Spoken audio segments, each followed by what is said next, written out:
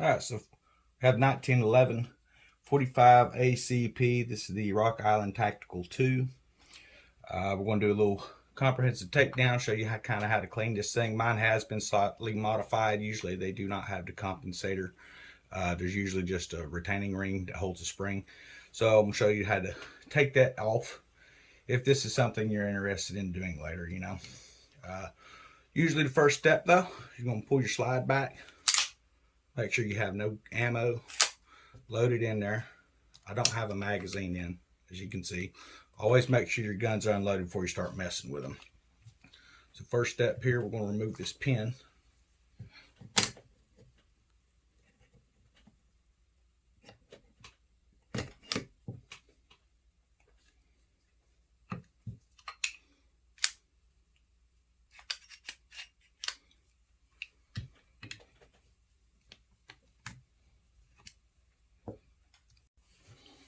So you remove this piece here. Go ahead and take my top slide off here. So then you want to get this compensator off. Some people will pull the barrel nut first and then disassemble the gun. I find it easier just bring it in one piece. As you can see, I keep my guns very clean here. This piece here, when you reassemble, you're going to have to make sure that this is forward because your pin comes through the lower frame of your pistol and it will actually come through here.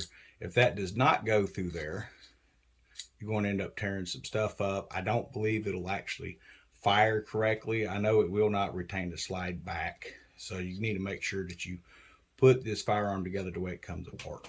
So we're going to get this compensator pulled off here now.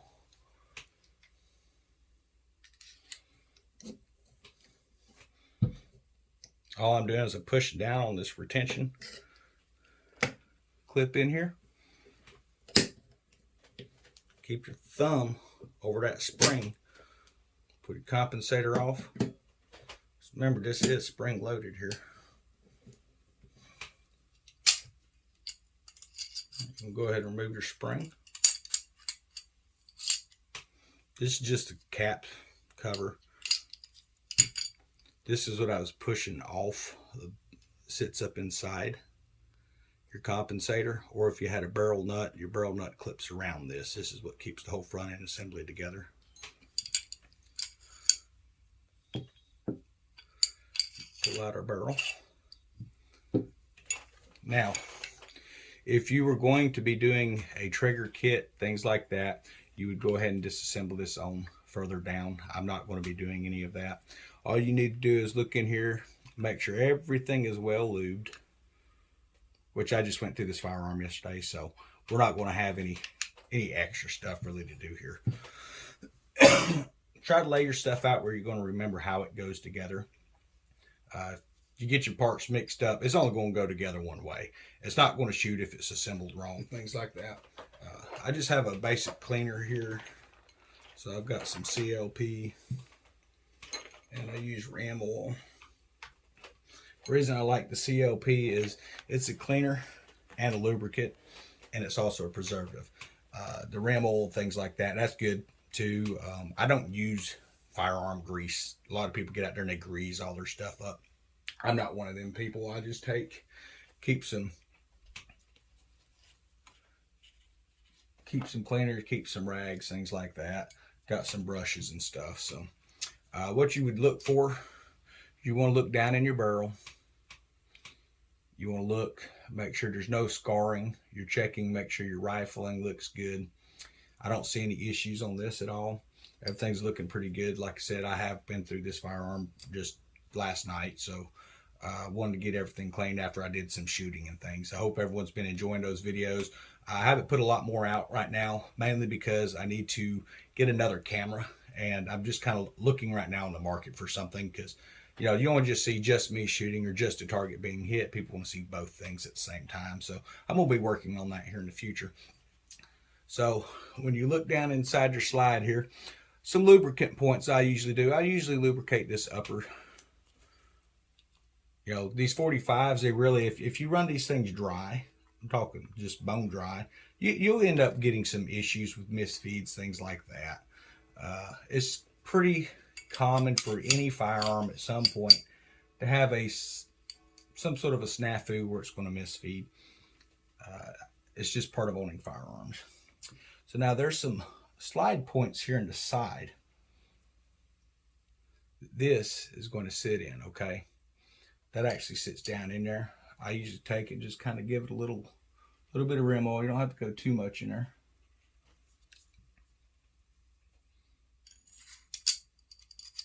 And that should slide like so. Now, some people will go ahead and assemble the upper slide and then put it back onto the firearm. I tend to do that. Some people actually reassemble this, get it in, and they're fidgeting with everything, trying to get everything lined up. It's kind of a pain. I will tell you one thing, that once you get all this put together, it can be hard to get this clip to pass through the lower and then back through this eye here. Make sure we're still recording. Okay. Camera's been giving me some issues here lately. So what we're going to do now is we're going to go ahead and drop our spring back on, like so. You want to flip this eye so you can see it like so. If you don't, you're not going to see it.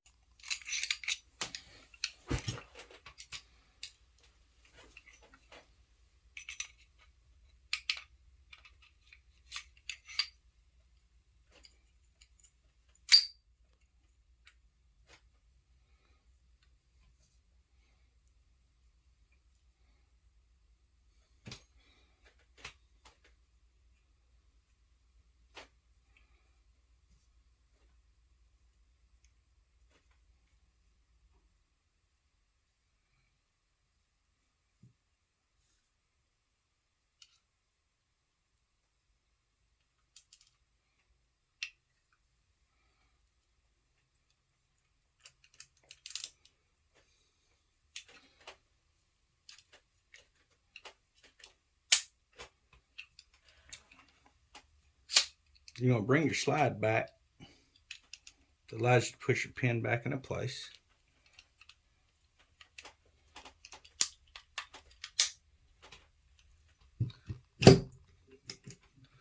Next comes the fun part of reseating the spring, which really isn't that bad. Bring your spring down.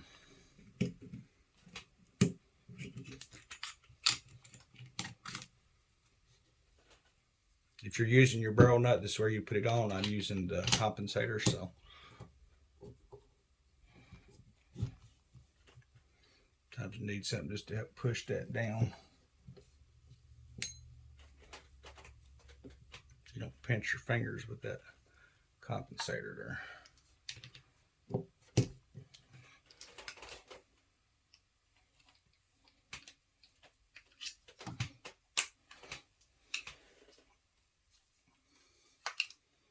Right. So once you have all that placed back together,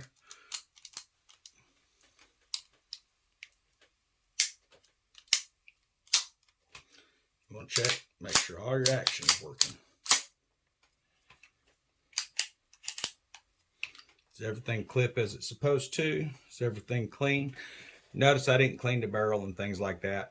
I've already cleaned this gun, so I'm not going to go and put a whole lot more product on it. There's just no need for it. But that's basically how you want to pull this apart and then place it back together. Say, if you don't have the compensator, it's a little easier because you just clip the barrel nut in place. This isn't a true compensator. As you can see, a true compensator would attach to the barrel itself. I just bought it mainly because buying a threaded barrel for this gun is only worth it if, say, you're using suppressors and things like that, which you need to have a federal stamp to own and things. If you buy the threaded barrel and you put a compensator on here, it's not going to give any difference at all on, you know, how much your gun raises and things like that. You know, it's just too short of a barrel to really make a difference. But I do like the look of it, so I went ahead and picked this up. But really, that's all there is to it, guys. So I hope everybody enjoyed the video, and we're going to be taking that MKA 1923 12 gauge apart in another video here later. So definitely come back and check it out. I pulled it down yesterday.